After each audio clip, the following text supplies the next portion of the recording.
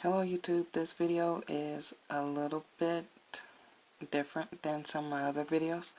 This video is about sex after losing a baby, and if you are under the age of 18, please don't watch this video because it is for adults only.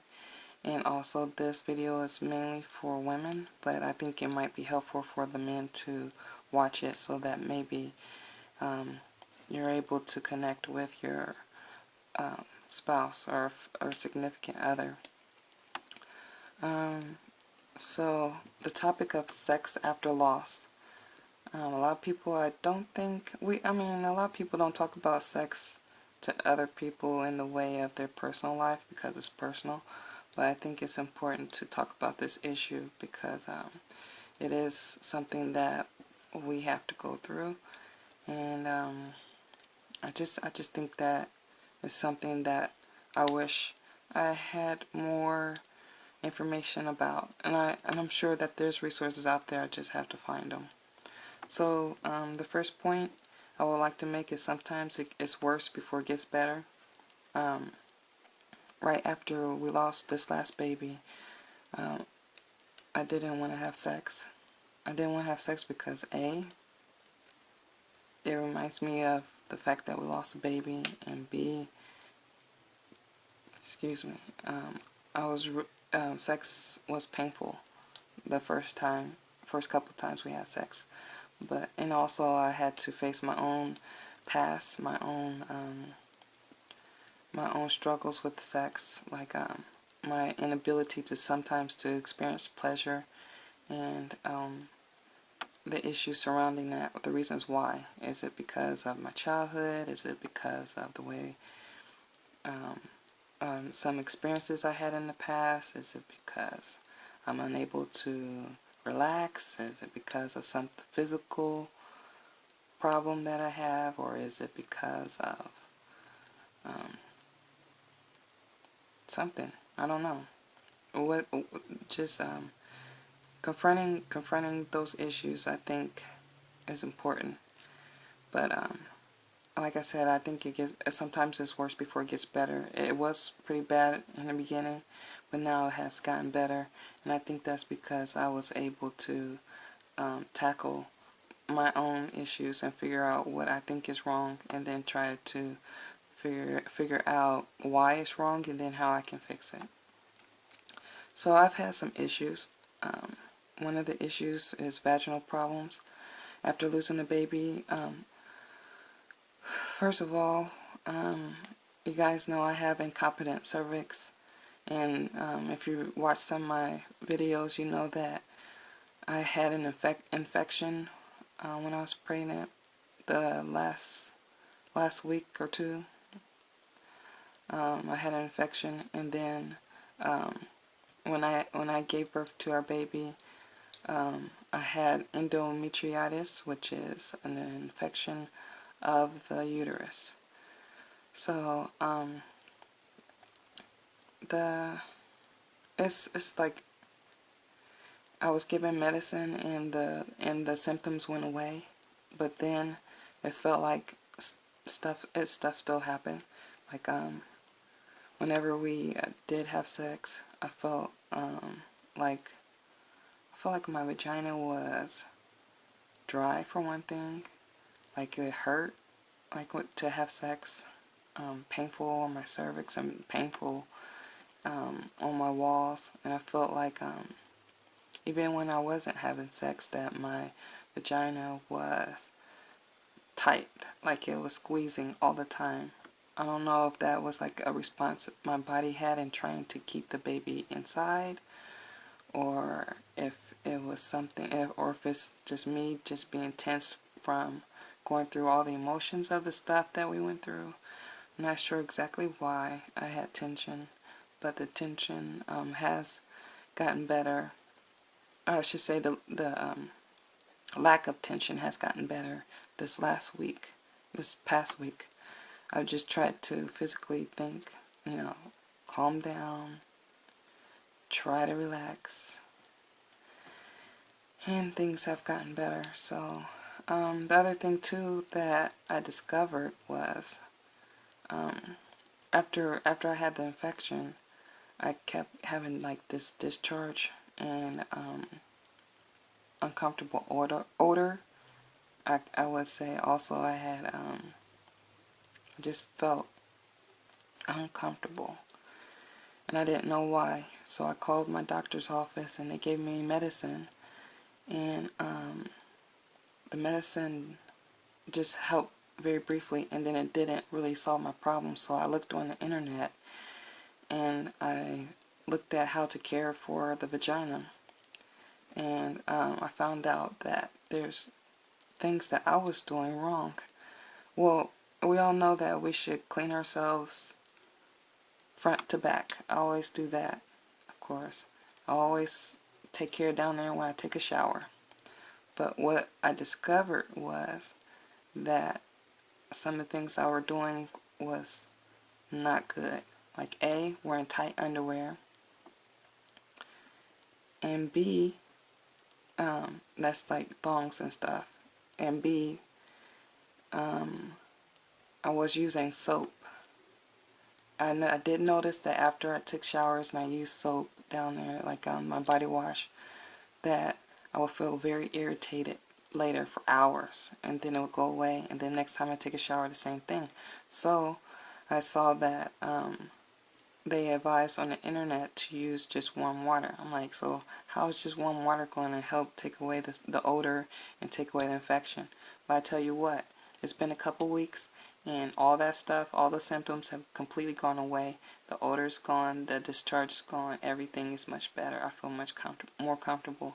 So it had to been me, A, changing my underwear to the ugly ones, the ones that are looser. But there's some cute ones out there. The cotton underwears, completely cotton, not just the ones that with the cotton lining, because the vagina has to breathe. It has to have air circulation, or the bad bacteria builds up and causes an odor and infections. That's one thing I did learn. And also, washing with just warm water has helped to make me feel clean and make me feel odor-free. And I am happy. I'm much more happy. That's something just don't talk to other people about, not face to face and not on the internet, but I think that this could be helpful for other people who might be struggling through the same thing. And okay, the other issue I would say with sex after having a loss is birth control. Me and my husband decided that we weren't going to use the traditional type of birth control. Like I've had everything. I've had the ring. I've been on birth control pills. I've had the patch. I've had the IUD Mirena, and I've had negative experiences with that. Mostly like emotional.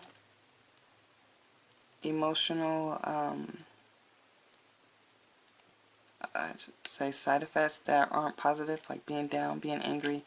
Associated with birth control, I've had irregular periods, heavy periods, light periods, sporadic periods, just messing up my whole body system with all of the different types of birth control that I tried.